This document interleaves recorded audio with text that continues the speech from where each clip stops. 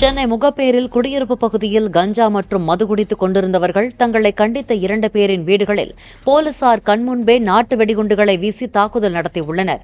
குடியிருப்பு பகுதியில் உள்ள காலி மைதானத்தில் போதைப்பொருள் பயன்படுத்தி வந்தவர்களை அப்பகுதியைச் சேர்ந்த சகோதரர்களான மணிமாறன், மணிவண்ணன் ஆகியோர் கண்டித்ததாக கூறப்படுகிறது.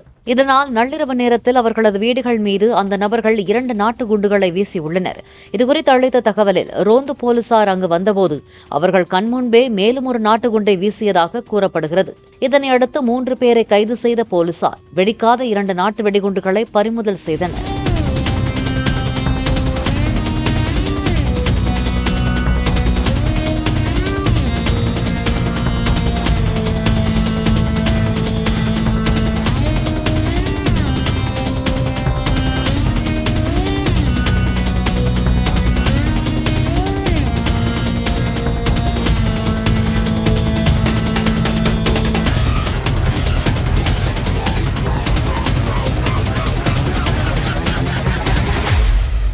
பிளே ஸ்டோர் மற்றும் ஆப் ஸ்டோரில் இருந்து பாலிமர் செயலியை QR கோடு மூலம் பதிவிறக்கம் செய்யுங்கள்.